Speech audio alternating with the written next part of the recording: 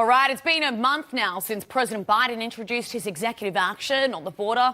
And since then, encounters at the southern border have now fallen to their lowest monthly number in his entire presidency. But northern border crossings are showing the exact opposite. Border Patrol agents arresting now more than 3,000 illegal migrants in one sector along the Canadian border in June.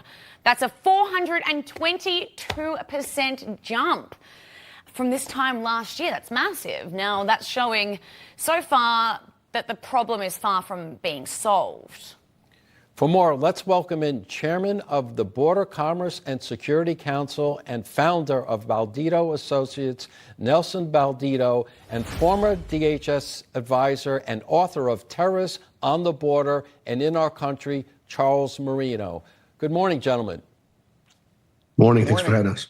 Nelson, let me go first to you. Agents working at ports of entry in the north, not the south, in the north, have been consistently seizing fentanyl, and in Detroit, CBP agents seized nearly 6 pounds of fentanyl, one of the largest inbound fentanyl seizures at the northern border in the last 5 years. What's your reaction to what's going on there in the northern border? Well, look, it's always been the southern border where most of the attention's been coming into. One of the things that I've been saying for a while now is we're not keeping a tab on the northern border.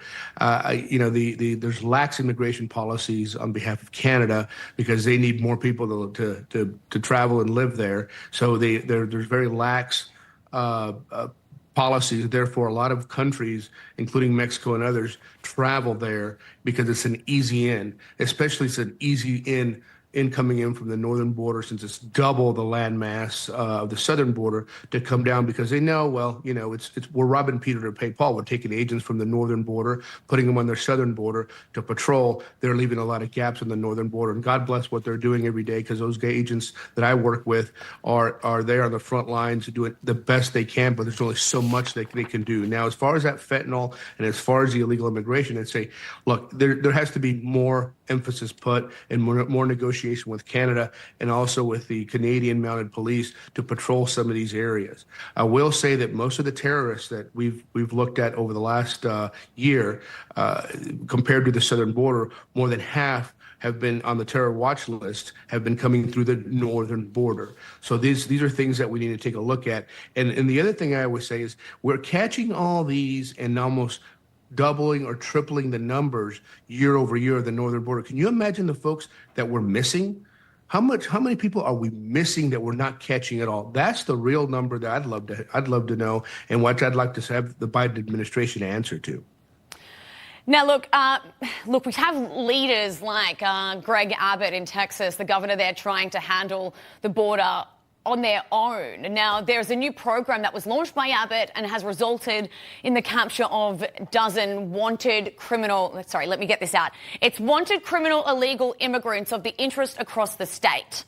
That's what they're being called. Now, some of the past crimes of the people arrested were human smuggling, sex trafficking, indecency with a child by sexual contact, and driving whilst intoxicated. And overall, Texas has now seen a 74% drop in illegal border crossings since March in 2021, actually. So, Charles, to you on this one, this obviously is effective. Should all states be doing something like this?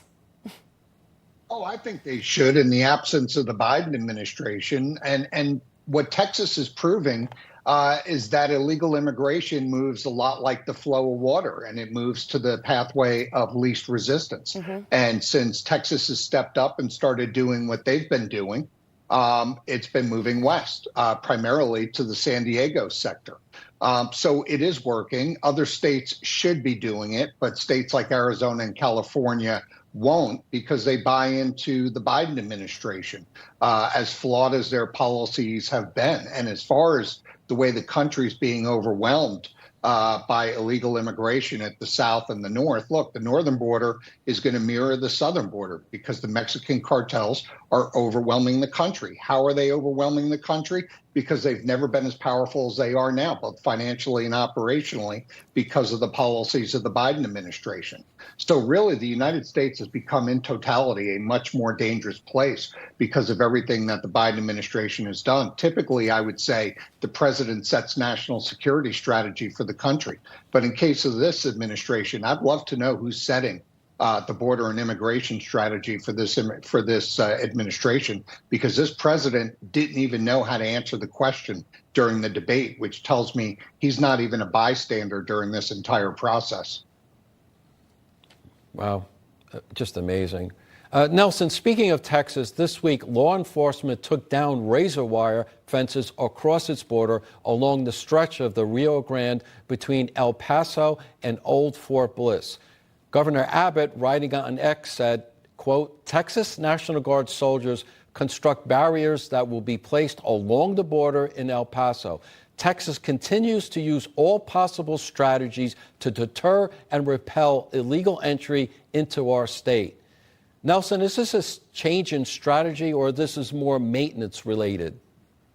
Listen, this is something that unfortunately the Biden administration has not allowed. It has always been fighting Governor Abbott to do on the border since day one. They put razor wire and other types of barriers on the border to stop people in. The bottom line is we need to change the policy because we need to disincentivize people to come to this country. That means with all the things they get when they get to the border, because ultimately they're going to find a way around the razor wire, around the fence, around any which way to meet a Border Patrol agent to get processed in. Until this Biden administration, or hopefully a new administration, comes into power and changes the policy, disincentivizes anyone crossing this border and gets arrested for real, nothing's going to change. So I hope we're going to see some change in the next few months. And I think hopefully in the interim, we have people like Governor Abbott that are protecting the state of Texas here where I live. And hopefully we keep God bless with him and all the Border Patrol and the DPS troopers that are doing the job every day. All right, Charles Marino and Nelson Balido, thank you very much for a robust conversation, but we do have to leave it there. We are going out for a break now. We have plenty more on Wake Up America Weekend when we return.